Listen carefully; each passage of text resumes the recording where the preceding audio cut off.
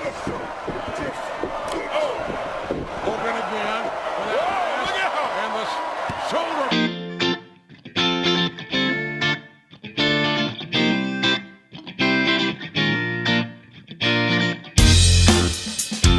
Hello and welcome to Intoxicated Masculinity, where we talk about drinking culture, pop culture, and wrestling culture. Joining me as always is Brandon. Oh, my people.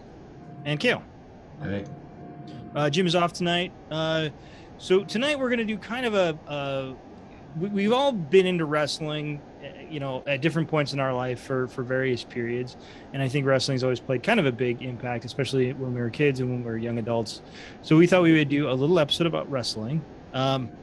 This is going to be the first episode we've done about it, and it's going to be real general. I think we're just going to kind of talk about how we get into wrestling, some of our favorite early wrestlers and things like that. But as always, the most important thing we are talking about is, what are we drinking? Brandon, what are you drinking?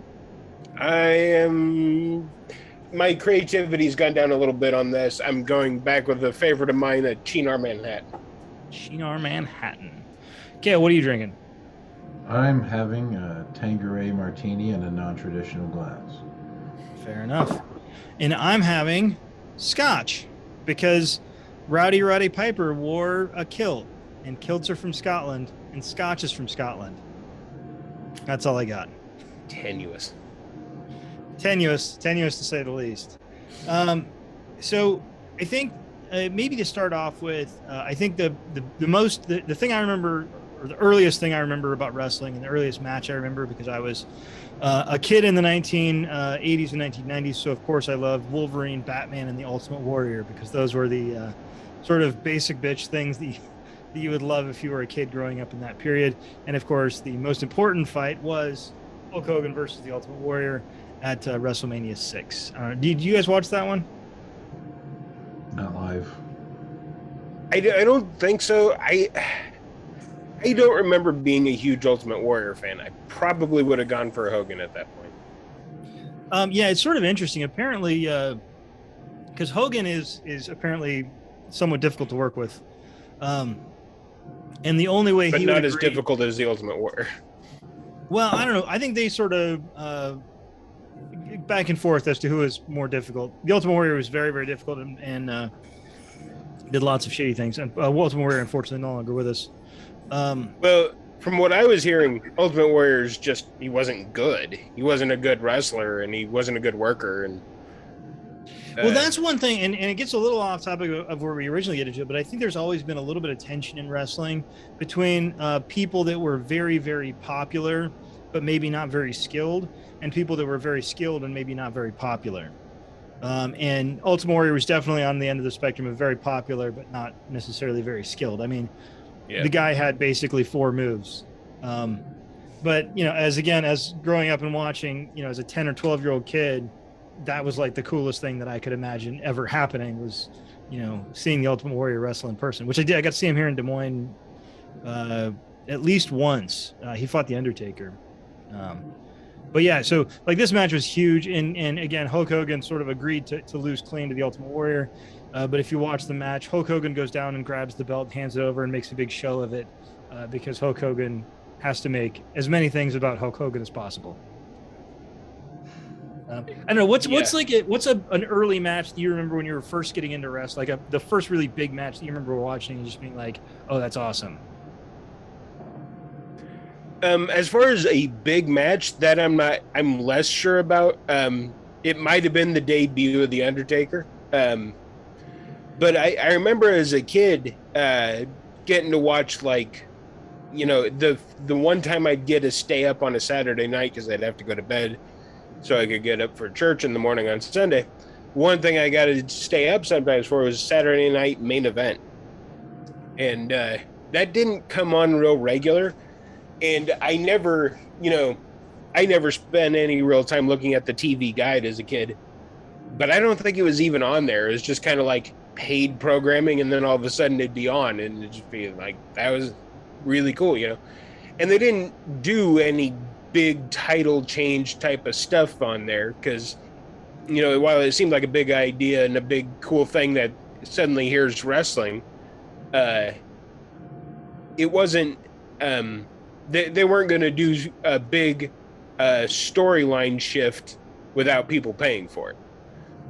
So that didn't really happen. It was probably Saturday Night Main Event was probably an early predecessor to things like Raw and SmackDown and whatever. But it was pretty cool. And then I was watching the Survivor Series when Undertaker first came out.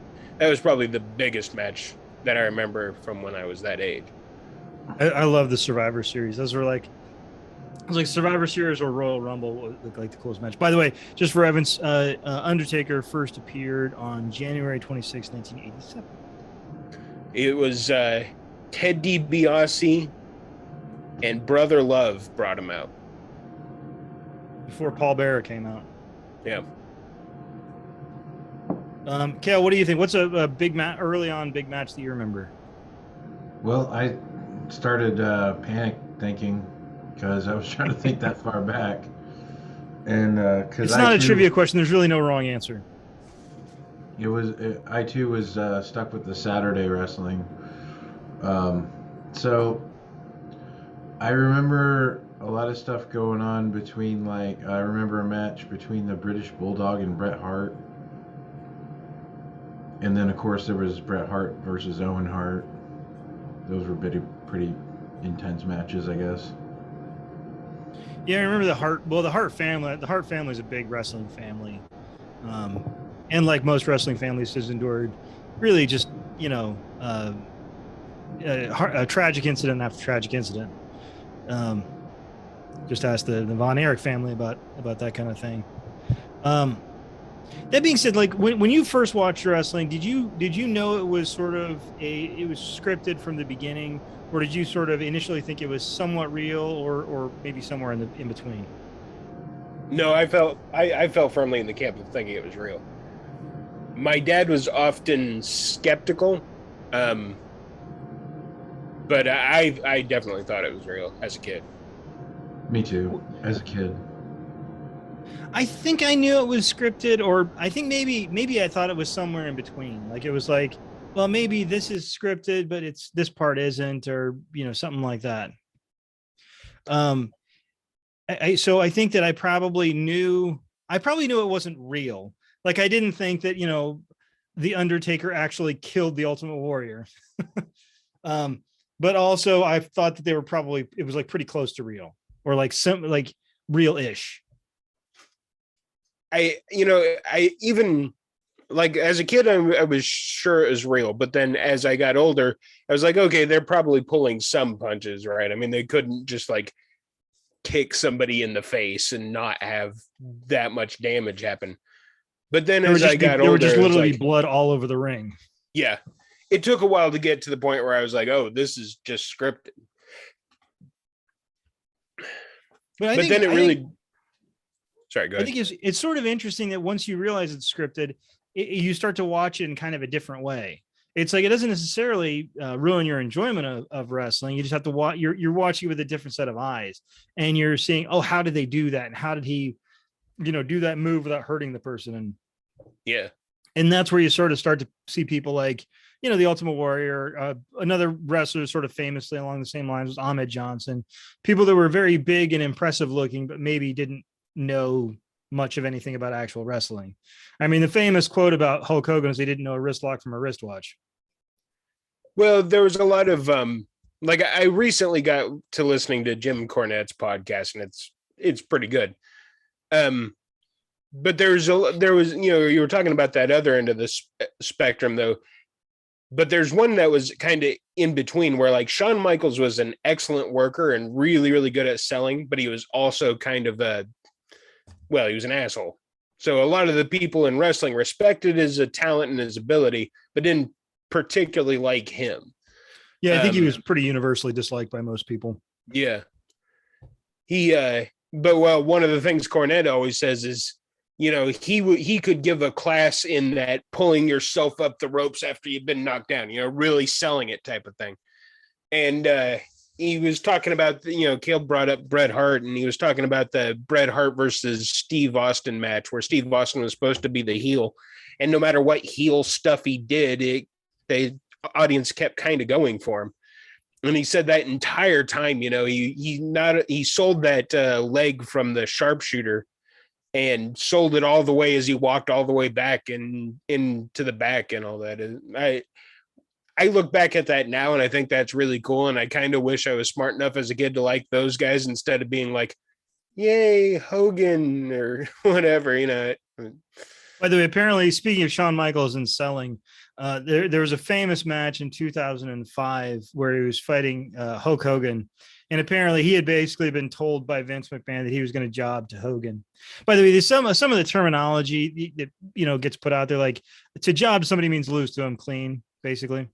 And so Shawn Michaels' basic retort to this was that he would oversell basically every move that Hulk Hogan did. So like anytime Hulk Hogan would punch him, he would just flop down to the ground for like the entire match and just make it look ridiculous. So you can sort of understand why, why some people didn't like Shawn Michaels very much. It's what they call baby face and heel and putting somebody over. Yeah, babyface is the good guy, heel's the bad guy. Putting somebody over is losing to them and making them look good. Yeah. Kayfabe. Do we want to describe what kayfabe is? Go ahead. I've always been less than clear on that one. So kayfabe is the fictional reality of wrestling. So, for example, The Undertaker is Kane's kayfabe brother. He is not his real brother. And so kayfabe is sort of the fictional reality that is wrestling. And so, such and such is kayfabe feuding with the other person. And so it's just sort of the way you describe the storyline for all intents and purposes. But sometimes real life bleeds into the story. Yeah, they do. There's actually a real famous one between Edge and Matt Hardy, where Lita was dating Matt Hardy and then basically left him for Edge. And they brought that in as a feud, which is something that not a lot of people are fans of because it was really uncomfortable for basically all of the parties, because it's like, who wants to go on stage and do that when it's actually kind of a real thing. Yeah. But what really draws us to wrestling? Let's get down to that. I don't know. I mean, it's fun. I think it can be fun. It's not always. It can be fun. I mean, it's big over the top personalities. It's opera to a large degree. Well, it's some kind of opera. It's socially accepted male soap opera. Yeah, I agree. It's the ability to it's General Hospital only with punches and half naked people. It's the ability to watch a storyline that resolves itself in a more satisfactory manner than, talking it out and waiting till next time or whatever. Greased up behemoths slamming into each other at maximum velocity. And there's probably not a there's probably not a small amount of latent homosexual release for a lot of people too. Could be. I don't know. I just think it's just big, loud, flashy, over the top, and who doesn't like that? It's kind of a circus. That's why I don't know. As far as favorite wrestlers, sort of, especially when I got a little bit older and sort of knew more about it and all that, and you see the people that really deserve respect are the people that are good at everything. They can, and I mean, for me, the number one is probably Stone Cold Steve Austin. And that is people that are both technically very proficient at their job and also know how to talk. And I don't think there's probably not a person in wrestling that can really hold a candle to Steve Austin when it comes to the microphone. I mean, that guy could control the entire stadium with barely even trying. The Rock. Maybe the Rock was pretty good too, but I don't know. Stone Cold, he was masterful, just a masterful talker. He's got his own podcast and he was interviewing Jake the Snake and, coming up with the Austin 316 thing. And that was a fun interview. Yeah. Jake's had a hell of a life. Yeah. His whole family has had a hell of a life. Eventful to say the least. To say that, I agree that this broad spectrum of different characters, from giants to voodoo guys to, just like Nunzio, who's supposed to be like a mafia guy or something, but he's tiny. And also just the storylines like you were talking about before, just like it's fun to like root for the good guy and and watch the bad guy get beat. What was the first time either of you kind of like stepped back, like how something will take you out of a story in a movie? What was the first time that kind of you all of a sudden noticed the meta and noticed like your emotions being manipulated in some way? I think the thing that I would have noticed is how, you're not supposed to think about it in terms of shows. If you're a viewer, you're supposed to think of it as like, these are just things that are happening. And sort of very early on, and this is like not getting over it entirely, but just like the first little like chip taken out of the wall, where you notice that nothing ever happens on the shows. Like people talk about their feuds and they'll get into like little fights and little skirmishes here and there, but nobody ever actually gets into a really important fight where a title changes hands on like Saturday Night Main Event. It always happens on, and then actually they started changing that up a little bit. When you had the big Monday Night Wars where it was Raw versus Nitro, and then they really were trying to keep viewership, and so you started seeing that. But for a lot of the 1980s and even early 1990s, it's like titles aren't changing hands on a television show unless it's just something to get you worked up for the next pay-per-view.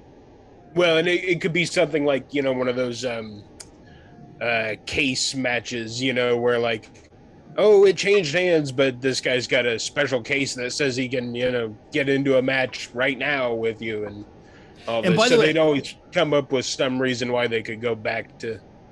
I think we should probably avoid on this talking too much about the Monday Night Wars, because I think we could definitely talk, because that's where I think all three of us had kind of gotten back into wrestling a little bit at that point, and we were watching very much throughout the Monday Night Wars, where you had like the NWO and all that coming in on WCW, and you had Stone Cold and The Rock and all these other people on WWE, and it was just really like you really had these two companies just throwing everything they could at each other to try and pull viewers, and it was really something.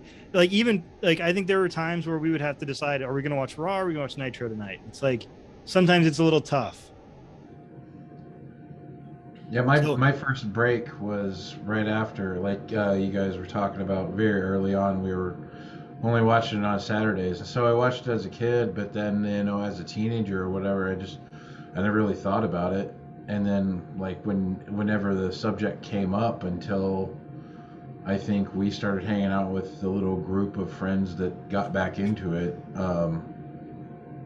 I think up until then, I just kind of dismissed it, like, whatever, doesn't interest me. So early on, what were you guys' some of your favorite wrestlers? And Brandon, I might guess that you would mention a certain man with a dollar-signed rip-away tuxedo. Well, I don't know that as a kid, Ted DiBiase was one of my favorites, but I eventually learned that my uncle, who was like I don't know, captain of police or something like that in a fairly larger Midwest town, often put on benefits and ended up talking to Ted DiBiase. And at some point, he even got a signed picture for me, but he lost it, and I never actually saw it. But so I kind of became a fan there. I don't know. As a kid, I remember having several older friends who didn't like Hulk Hogan, so that kind of solidified me as liking Hulk Hogan. I always thought Bret the Hitman Hart was pretty cool.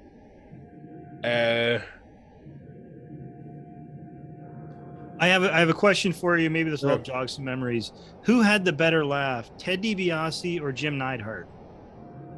Oh, Ted DiBiase. I think it's close. Jim Neidhart had a great laugh too. Yeah. His was more aggressive, and DiBiase is more evil, I guess. Also, as I don't know if I became a fan of bad guys per se, but I definitely started becoming more and more of a fan of Bobby the Brain Heenan. I think he became more personable. I mean, he was one of those that no matter how much of being a heel he was, became likable, it was just kind of fun. Yeah, Bobby was great. I feel like And this would be a good question too. Like, what's your favorite announcing duo? And it would probably be Bobby Heenan and Gorilla Monsoon, although a close second would be Jesse Ventura and Gorilla Monsoon, I think. Gorilla Monsoon and Bobby Heenan would be pretty close. Honestly, I always thought JR and Jerry Lawler were really good too. That's fair enough. What about you, Cal? Favorite announcing duo? I agree with both of you. I think those are both good groups, actually. But getting back to your original question there about some of the original wrestlers, I just, remember liking the guys that were just kind of odd and made noises for some unknown reason. Like, is that because you were odd and just made noises? There was this weird, there was this jobber, and his name was Mike something or other. They called him Iron Mike.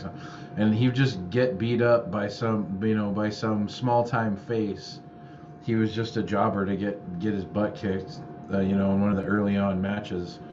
But I just remember him always being like, "Arr, arr, arr." I don't know why. He would just run around the ring going, "Arr." And then, do you guys remember the Berserker? He was always like... I was just thinking of where he's like always holding his hand. Yeah, so just guys like that.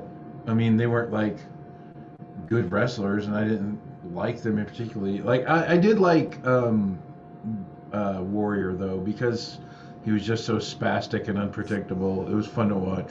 This guy makes coffee nervous. Exactly. One of the greatest lines ever.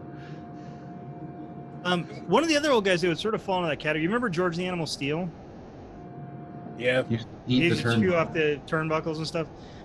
It's a really strange thing, but he unfortunately passed away. One of the things we also talk about is all the wrestlers that passed away at a very young age. Before he passed away, he essentially recorded a video of him just talking about his life, and it's like 2 hours long of just George the Animal Steel just directly talking to camera and like talking about his life, talking about where he came from and all this other stuff. It's really fascinating because he was a history teacher and a gym teacher, and he just did that stuff. He started off just doing that in his spare time before it became, well enough that he could do that as a full-time job. But yeah, he's just a history teacher that liked to, put weird green stuff in his mouth and like chew off turnbuckles. I'd like to see the story of Junkyard Dog. I mean, he's got to be one of the first black athletes I saw on a regular basis that people cheered for too. I was a Bad News Brown fan. I like Bad News Brown because he was the one that nobody messed with. Like even like the big wrestlers, and his Bad News Brown was interesting because he wasn't strictly a heel or a face. Like he was always a little bit like he on one of the Survivor series he was on. He was on the heel side, but somebody accidentally hit him, and so he just basically said, "Fuck you, I'm out of here," and just left. That sounds right. Bad News Brown. I think he had a feud with Macho Man for a while. You know what kind of surprised me? Coco Beware. Yeah, Coco Beware. You know what surprised me is just how much influence, like people probably tend to think of like Vince McMahon as kind of the most influential in wrestling. I don't know that that's true. Jerry Lawler's probably up there. Well, that depends on what do you mean by influential to whom? Because it's like one of those things, if you ask a musician who the most influential musician is versus ask just a regular person what the most influential musician is, you get two different answers. Right. And that's what I mean. Just listening to some different podcasts, I mean, Jerry Lawler's been around forever. He started a lot of people's careers, kept a lot of things going that might have fallen out. Steve Austin, I remember at one point on Jim Cornette's podcast, he was saying Steve Austin during the early 90s was basically buying everybody's groceries because he was the only thing keeping it going up until I mean, they pay it, the Monday Night Wars thing, they play it as a fight for supremacy, but honestly, I think both of them really needed it, Yeah. And I mean, there was a very real chance that one could put the other one out of business. Because I mean, the margins aren't as big as they'd probably like them to be. And and all that. So, if somebody really does get put over, then that could, the big deal was, who was it? There was one person, I think maybe it was Hall and Nash, where they literally appeared on the same broadcast on the same night because they had left. Again, this is more Monday Night War stuff, but appeared on the same broadcast on both broadcasts on the same night, which was sort of a big coup. Speaking of wrestlers, that Diesel and Razor Ramon, or Scott Hall, Kevin Nash, depending on where you watched them, they were a real big deal. Another thing we could talk about a lot is the Clique, which was sort of the behind the scenes allyship, or sort of almost proto union, where you had 1-2-3 Kid or X-Pac, Triple H, Shawn Michaels, Kevin Nash, Scott Hall. They kind of became DX. Well, the thing is, they were all friends behind the scenes, and they all stayed friends behind the scenes. And so they kind of had their own they called it the Clique for a reason. That wasn't a kayfabe thing. That was a real thing. And that was never existed in front of the cameras. That was always behind the scenes. And, it was something that I think Vince always, I think they all got along with Vince for the most part, but the Clique was definitely a threat to at least somewhat of a threat to his power, because they were able to sort of control their own destiny, because there's this funny thing when workers get together and decide they want to do something, then management sometimes can't really stop them. Because we had a name for that. The life of a wrestler isn't easy. Yeah, that's very true. The number of wrestlers that have passed away at incredibly young ages it's incredible. Well, even the ones that didn't die, there's somebody that just are, permanently physically messed up, can't do much else anymore. Yeah. But then you got people like Mick Foley, who's, mostly still moving around. Although nobody probably would have bet on that. He wrote some books and goes around talking to people now. My early ones that I loved, I was a big fan of the Rockers before they broke up. And I was one of the people that liked Marty Jannetty more than Shawn Michaels. So just more history proving me wrong. I love the Hart Foundation, Bret Hart. I had a pair of the glasses, Oh, yeah. Which you could buy for $10, and they probably cost about 25 cents to produce, because it was just a spray painted plastic with a little rubber band at the back. Not super high quality, but when you're 10 years old and you get one of those, it's that's the coolest thing that you could ever have. This is the best thing that I've ever owned. Kale, I can kind of picture what your dad watching it with you. Mike, I can't picture your dad watching it with you. He did. He wasn't a fan or anything, but he took me to a couple of shows. I got to see the Ultimate Warrior fight the Undertaker here in Des Moines when I was a kid. That was really neat. They call them house shows, where there's no cameras or anything. It's just which it's funny. Then nothing is actually going to happen. It's if there's any big match, somebody's just going to get counted out or something. That's just the way they do it. But it was still really cool to see them in person. My dad said that he did see Andre the Giant when they came to Vets one time when he was way younger. Mm-hmm. I understand he was a fairly large person. Sorry? I understand he was a fairly large person. Yes. No, I was just going to say my dad really didn't watch wrestling with me, I guess. It was just something that was on. Yeah. Did you go to some shows? No, I never actually went to any wrestling events or anything like that. Not until much later in life. And even then I only went to the small time stuff. I've still never gone to an actual live WWE match or anything. Brandon and I went to Raw one year. Yeah, I think I've been to 3 of them. But that one where you and I went and saw Stone Cold, that was maybe the loudest pop I ever heard.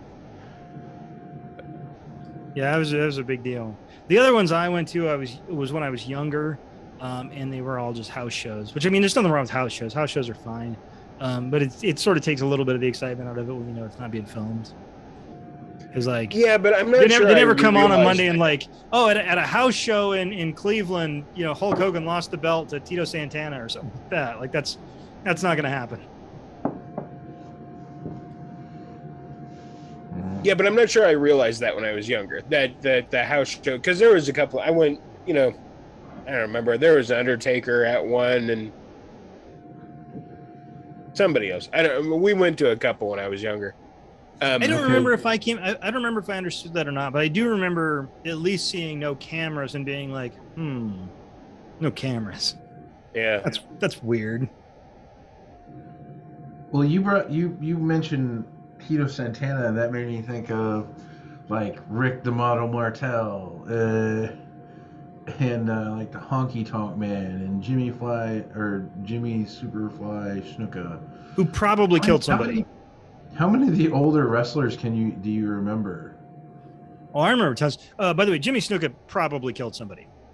He got off of a murder charge for very, very dubious reasons, and it's very likely that he killed somebody. Do you remember Dino Bravo? Apparently. Yeah. He was killed in like a mob hit up in Canada because I think he was doing some sort of smuggling across the border of something, and then he was like, I don't know. Again, take all this with a grain of salt. Look it up on the internets and the interwebs. But that's my understanding that it seems like people pretty much believe it was a mob hit. The funny thing is, when you say that, I'm more skeptical of the mob in Canada than I am of Dino Bravo being. Canada can have the mob too, Brandon. Super nice. They're much more polite. No, the Hart Foundation.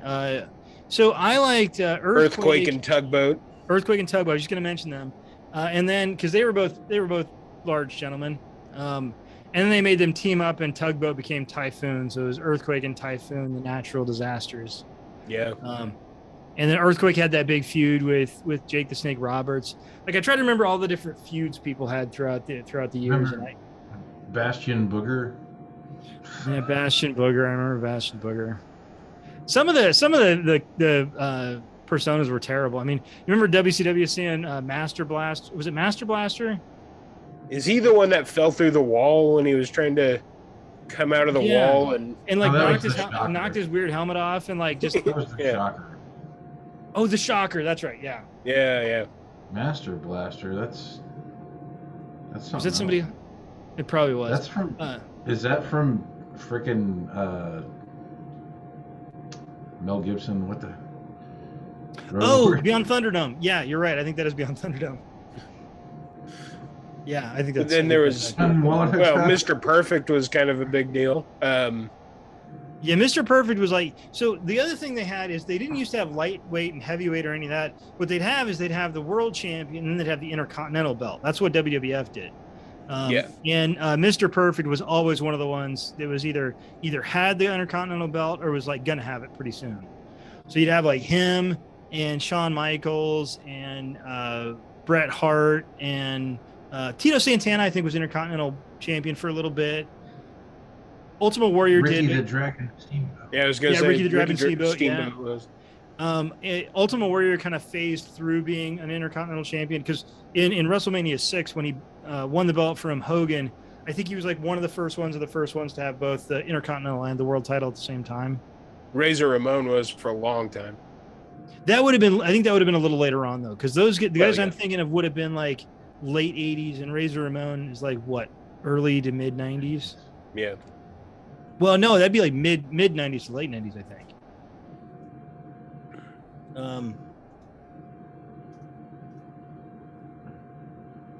It was mid 90s when he went to WCW.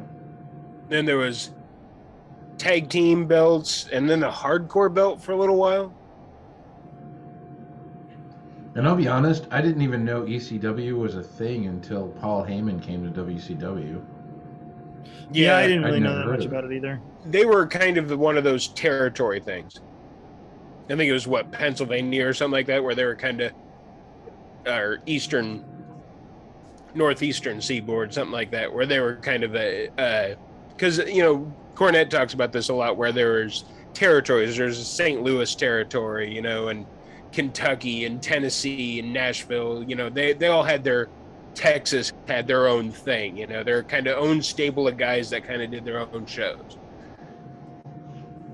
But anyway, which is sort of interesting because it kind of shows you where corporate stuff has been going for the last 50 years of everything being centralized, where you used to probably, you go back to like 1945, 1955, there's probably, 30 or 40 different promoters all across the country that vary between tiny to kind of large, or, the largest being kind of regional. Whereas now there's basically one promoter really. You have other promoters out there. You've got some of the smaller ones, but I mean, WWE is basically, I don't know what their percentage of the market is, but I'd be amazed if it was less than 85% of the market. Whereas, so you just got, a greater number of promotions that are smaller going into just a single one. Well, I think Ric Flair started in 1972, I think, in Texas. I can tell you. Ric Flair, don't look too much up on him because you probably won't like it. he's not the only Nature Boy either. Yeah. He didn't start that, though. From what I was listening to his interview, somebody started calling him that, and he just went with it. I never quite understood what the Nature Boy, like what that was supposed to mean, even. Who knows? I don't know. But he has a podcast, too, that's called Woo Nation. I couldn't get through a whole lot of that one. But... Yeah, I can imagine. I still do that to people. I will come up and fake chop them and yell woo in their face. Just out of the blue, just catch them completely off guard. Who was the cop? The Georgia cop. Big boss man. Ray Traylor. Yeah, that's it. Stone Cold Steve Austin tells a great story about Ray Traylor. So you get receipts in wrestling, and this is among the various terminology in wrestling. So a receipt is basically you're telling somebody, you told them to sort of step back a little bit and not go so hard, and so you have to tell them to stop in a more physical way. And so the boss man was, he was going into Stone Cold pretty hard. I think he was giving him some chops and all this other stuff. So Stone Cold threw him into the ropes to do, into the ropes clothesline, except instead of having his arm out like this, he had his arm up like this and just clocked him in the forehead. And just like to say, hey, calm down. Big Boss Man, speaking of back in the day, he was great. He was one of my favorites too. Probably not a great, like a Southern cop, probably some stuff behind there that probably isn't best not looked into too deeply. Probably. I know I'm getting away from the early days again, but I always liked JBL and Farouk together. They were entertaining to watch as the Acolytes. Acolytes, that's right. JBL has a heck of a reputation in WWE too. He is not what you would call liked by basically anyone, from what I understand. I did want to add just real quick. I know it doesn't really have much to do with the conversation, but kind of along the same lines. At one point, I had a wrestling magazine from 1971, and I don't know if I still have it or not. It was one of my uncles. And he just left it at my grandma's house, I guess. And she said, you can have it. So I just kept it. And it actually has an article and a full page picture of Cowboy Bob Orton in it. That's where you start to see the dynasty, because Bob Orton is Randy Orton's father or grandfather? Father. And you got a ton of wrestlers now that are multi-generational. Because Ted DiBiase's kid is in, Ric Flair's daughter's in. The Rock his father was a wrestler. And then of course you got the Dynasty. Snake is second generation too. Oh, is he? The Rhodes boys are still wrestling in AEW. There's some new thing now. They were talking about on Cornette's podcast again. I feel like I'm just plugging him, but it's the one I listen to the most. They were talking about the first time he had to go to prison, and he wasn't aware that he had to turn himself in. He wasn't aware that was a thing you should do. And I can't remember the guy's name, but Jake the Snake's dad was kind of a big deal. It was in Kentucky, and he was kind of a big deal in area wrestling, and then he got into the corporation at WWE, and he ended up telling Cornette that he had to drive back tonight to Kentucky and go turn himself in. He said, and Cornette, this is like mid 80s, he's like, I'm like one of the biggest heels out here. If I go into prison in Kentucky, they're going to beat me to death. So Jake the Snake's dad went down with him and told him he had to stay in there for about an hour, and then he went and talked to the cops and I guess pulled a bunch of strings and got him out after an hour.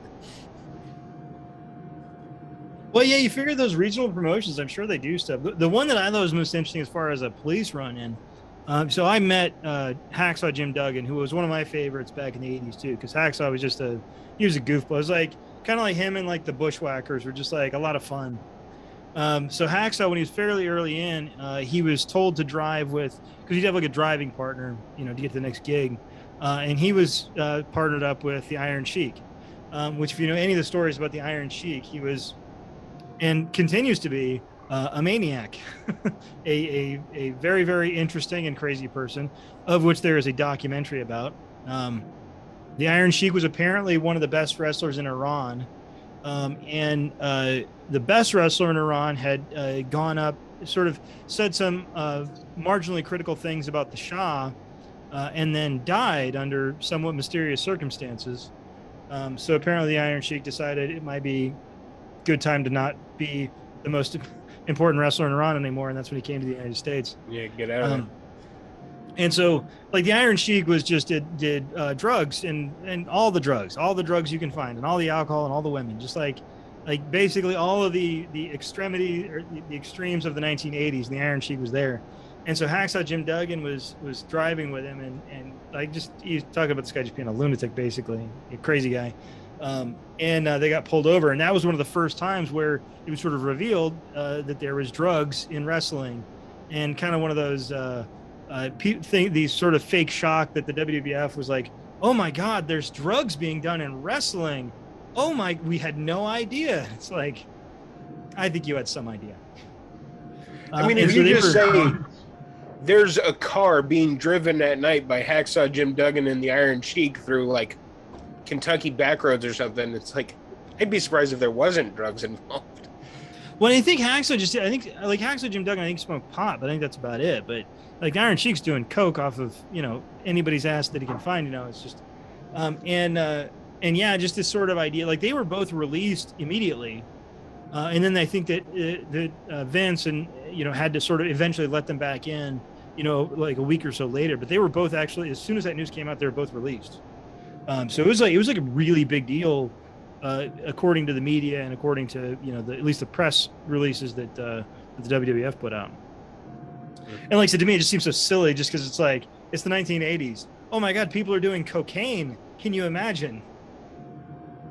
Apparently there's a lot of individual documentaries out now. A lot of, picking one wrestler and just kind of giving their story out. Yeah, and I think it started off with that behind the mat, where it was mainly talking about Mick Foley and Jake the Snake Roberts. It talked about some other wrestlers too, but those were kind of the two that were featured. And I think people kind of got a taste for that kind of thing. From what I can tell, Mick Foley is like one of the most liked guys in wrestling, just like one of the nicest people out there. If I was to put my money, it'd probably be The Undertaker is the most respected wrestler in wrestling. I don't know, liked or respected, how you consider that different, but I've never heard anybody say a negative word about in a shoot or whatever. I've never heard anybody say anything negative about The Undertaker. Right, respected as a wrestler. I hear he did a lot of like adjudicating locker room disputes and stuff Wrestling like that. court. Yeah. Wrestling court. But as far as just plain liked, like everybody liked working with him, liked talking to him, Mick Foley was one of the top ones. And they were always concerned about him when he insisted on doing insane stuff like flinging himself off of a 20-foot cage. Yeah, he probably shouldn't be alive. Yeah. Are you sure you want to do this, bro? I would be nervous if you wanted to do half of what you're asking. Well, he came back. I guess he was kind of out of it after that match, and he was asking Jim Cornette. He was like, "Did I do the thumbtack bit?" And he's like, "They're in you right now."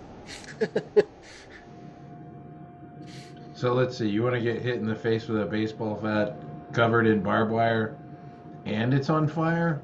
Okay, it's your face. Well, and that kind of thing too. He was saying, it kind of ruins Hell in the Cell because they're on. Everybody's got that as the standard, and what do you do to top it? Except more and more insanely dangerous stuff that you shouldn't be doing in the first place. Well, it was Like sort of like that with the Bomb. tables, ladders, and chairs match where you had like the Hardy Boys and Edge and Christian, and there was wasn't there a third team that was kind of along the same lines? Where they kind of invented it, and they just were The doing Dudleys. Yeah, probably the Dudleys. Yeah. And they just have these big epic matches, and it's like you really feel bad for anybody that has to come along and do a tables, ladders, and chairs match after that. So really what we're saying is that even though we saw the older stuff back in, like, say, the 80s, we didn't really get into wrestling per se until probably the 90s, right? No, I was pretty into wrestling in the 80s because I would rent I'd had to look this up before, in the Coliseum Home Video, which was the video distributor for wrestling, and I would rent all the old ones.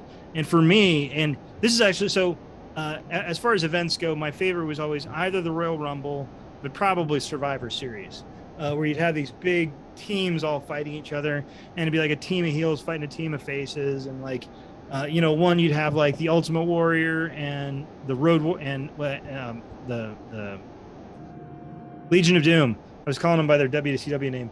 The Legion of Doom, and I can't remember who else was on their team. Versus like Hawk, Axe, and Smash, and Demolition. Yeah, Demolition, but all three members of Demolition and like somebody else. And it's just like, it was so neat. And you do all the tags and like who's tagged in and who has to fight each other. And yeah, I love those matches. Did you guys watch Survivor Series, Royal Rumble? What did you prefer? I saw a couple of Survivor Series. I think I preferred those myself. I liked the setup of the show. I liked the concept of the show. I would say it's probably, I think Kale's probably right. I probably, without having cable, all I could see was the occasional noon on Saturday matches. And then, so I probably saw a couple. I remember seeing a couple of Survivor Series, but I couldn't tell you how I saw them. Maybe they were on videotape later on. That's how I watched. That's how I watched all of mine. I never watched the pay-per-views when they were on until later on. All of mine, I go down to that little video place. I think it was the video place, the one in Boone that was sort of right next to the police station. And I'd like rent 2 or 3, Coliseum home videos and watch binge through the Survivor Series or Royal Rumble or King of the Ring was later on, and I didn't like King of the Ring as much. I thought King of the Ring wasn't quite as interesting. Although King of the Ring is where we get Stone Cold Steve Austin. Yeah. That's like it. I mean, he was in before, but that's where he became the person who he was going to become. Because he was stunning Steve Austin. He was also a $1 Million Man prospect. No, he was the ringmaster. When he first came in, I think he was stunning Steve Austin in WCW. But I'm pretty sure when Ted DiBiase brought him in, I'm pretty sure he was the ringmaster, which is not a good name. No. Yeah, he was the ringmaster for a little while. And then when Stone Cold came around, he just broke wrestling by almost single-handedly. Yeah. No, that was that match against Jake the Snake in King of the Ring, I think. Since you're on Stone Cold right now, I'll add this. He seems like actually a really cool guy. Just I know he comes off as you initially think of that wrestling persona of, I don't know if I can trust this guy because 5 minutes down the road here he might just give me a stunner for no fucking reason. He did do that a lot. In real life though, he's actually a really cool guy. I watched his Broken Skull Ranch show, and I've seen him on Hot Ones, and he's actually really funny on that Tide commercial. Well, I mean, Steve Austin was always a good wrestler. He was always technically really proficient. But unfortunately, being technically proficient kind of only gets you so far. And what really put him over is the fact that he can talk. You can give that guy a microphone, he'll talk for 3 hours. Like he will just stand in one place and talk for 3 hours. I guarantee he could do that. And not many people can. And yeah, so I mean, he can cut promos like almost nobody else can. I mean, The Rock obviously was great at it too. But given a choice between the two, I'd have to say Stone Cold was probably a little more proficient at that. I suppose it's probably a little bit background too. You know, who you grew up idolizing would probably, like anything else, you know, what music you listen to, whatever, it probably depended on where you were at and what your influences around you were like. But it is a big deal. The ability to cut a promo, the ability to say something, keep it entertaining, never let it lull, and be clear about it. You know, one of the complaints about Ultimate Warrior is you couldn't understand what he was saying half the time in his promos. It was just a bunch of grunting and yelling, and nothing ever really got sold or said. I feel like in his head, he thought he was really doing a great character, but it was like just paper thin, and you didn't understand what he's saying about half the time. And when you understood what he's saying, you don't really understand what he's saying. I would say one of the most imitated is probably Randy Savage. Yeah. Oh, yeah. And by the way, Randy Savage became a commercial by itself. He's a divisive character too, because he was he was a great wrestler. And they sort of teamed him up with Hulk Hogan a lot, and the two actually didn't really get along very well.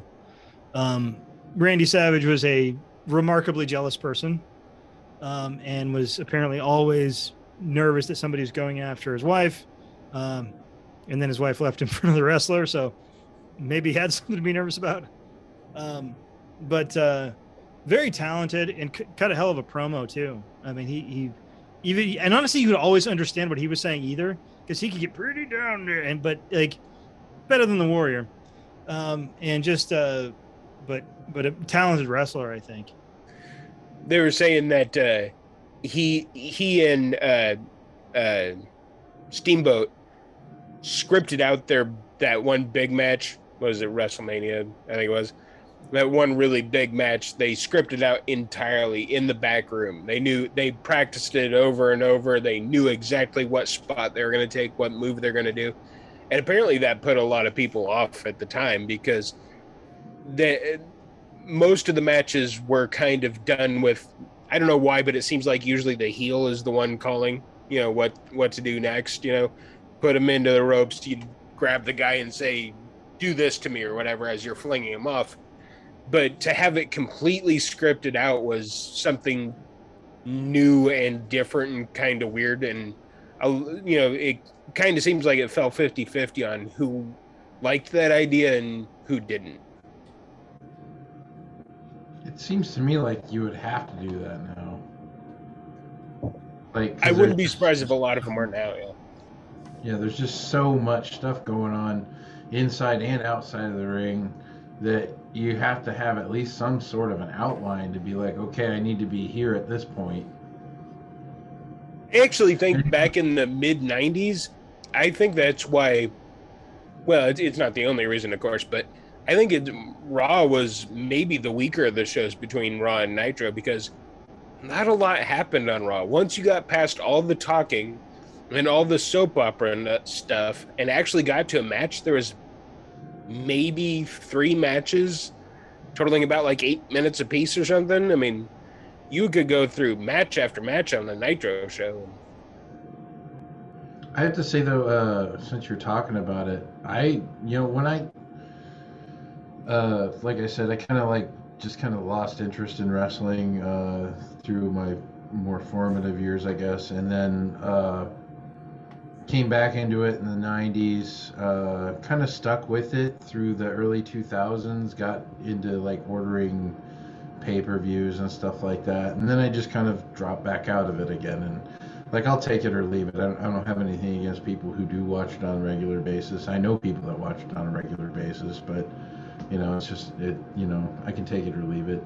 But the one thing that I really got into after I was kind of like disillusioned from the idea that it's not real, I realized I was really more interested like a couple places that we went in the jargon, in the lingo, and actually learning about what's really going on.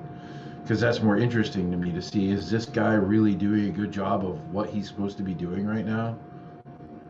Which led into some backyard wrestling that we've all done, which probably leads into we should leave that as a topic for another day. There are videotapes. There is video evidence of all of this. I guess that could easily be a show on its own. We might even have to get Mikey in for that one. Yes, I think that's probably the case. I think we probably talked about this for a little while. We've kind of done just some real over the top kind of or overarching kind of stuff. I think we'll probably do more episodes about wrestling because we all really loved it. But I think to close out, when you think about wrestling, what is the thing that you think about? Like, if you could point to one thing, like one specific event, I guess, let me put it more specifically, one specific event where you think that's why I watched wrestling, because of that. Like one thing that you remember. And it doesn't even, it could be a match, it could be a skit, it could be anything. Yeah, I don't know if I could point to a specific thing, but kind of what I was alluding to earlier is when I first realized that I was being emotionally manipulated. And I can't, it was more of a process than a moment, but I remember several times getting really excited and kind of like jumping up and down, all that. And Mom would be like, oh, calm down, and I'd get a little irritated. I'd be like, come on, this is exciting, And then I realized that I was reacting the same way that everybody else that was watching, except my mom, everybody else that was in the arena and everybody that I talked to later about it was acting. I was like, seems a little odd. How did I have the exact same reaction at the exact same time? And then I kind of started realizing that these were beats. These were moments in a story that were meant to make you think and feel a certain way. There's a few matches where you would start off being on one guy's side and be completely on the other guy's side by the time it was done. That match where Hogan comes back to the WWE and The Rock comes back from making movies, and The Rock is kind of acting like the heel a little bit, even though Hogan is the heel because he's still NWO in Black Hogan, and somehow he manages to win the crowd back even after doing a whole bunch of shady stuff in the match. And then like he brings The Rock back out to like thank him, but somehow still makes the whole thing about him doing this thing for The Rock and all this. I don't know. It's where I started to realize the emotional manipulation, and I noticed it there, and I've started noticing it ever since in other places that try and be more subtle about it. But what about you, Cal? Well, for me, good timing. It's really more about the pageantry. The part in a movie where, like, the hero has been, like, bludgeoned or whatever, like, he's been blown up, the bad guy thinks he's dead or whatever, and he's, like, got the girlfriend or whatever, and like, haha, I'm gonna win, and then you see, like, that dramatic moment of the hero, like, rising up and being like, not today, buddy, like that. That's the kind of feeling I got from watching the grand entrances of, like, the major players in the wrestling show. Undertaker's entrances were always really good. Triple H's entrances were always really good. And, a lot of the people would really just pull out all the stops for, like, Wrestlemania and stuff like that. The big pay-per-views, they just go nuts with, like, smoke machines and stuff and weird outfits. And it was just crazy, because I just, you hear that music hit, that loud music, you hear that first note, and you're like, yeah. Pageantry is an excellent word for it. The broken glass of Stone I was just going to Cold, say the probably. broken glass. Yeah. Well, for me, like one specific thing, and again, this day to day could change, but the one that I always think about is the NWO making fun of the Four Horsemen. Like the whole skit where you have Kevin Nash come up with like the big pillow under his shirt, and X-Pac has got the little water thing, and so he's like crying the whole time. And, Oh yeah. Don't forget, Nash is also bald. and Nash is also bald. And who plays? I think Buff Bagwell plays Mr. Perfect, doesn't he? Probably. Buff Bagwell. I think so. And it's great. And The names.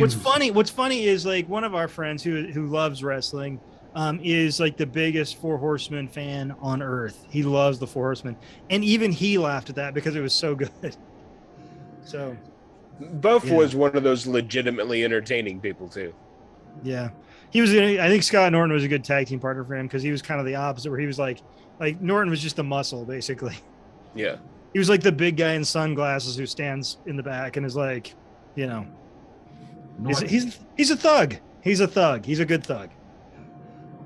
Buff Bagwell was just a goofball. You could tell he was having fun. He always had a smile on his face. Alrighty. Well, we have talked about wrestling, and we will definitely talk about wrestling some more. But I think that's all we're going to talk about right now. So leave a comment. Your favorite wrestler, your favorite scenes. I think next time we might do some kind of a top 5, like maybe top 5 favorite matches or something like that. I don't know. We'll work it out. But that being said, Brandon, do you have any parting thoughts on our little intro discussion on wrestling? I guess not so much parting thoughts. I'm looking forward to the rest of the series and kind of figuring out even where we're going to go with it and what we're going to talk about. I'm looking forward to learning more about the thing as I'm attempting to read up on it forward to the next episode. I think it's going to be fun. Kale? Do not attempt this at home. Yes, do not. Even if we did. We're all alive, though. We didn't die. Some of us got some scars, but, you know, other than that. All right. Well, once again, I want to thank everybody for watching. Please like, subscribe, and share. And as always, have a good drink and have a good day. Goodbye, buddy.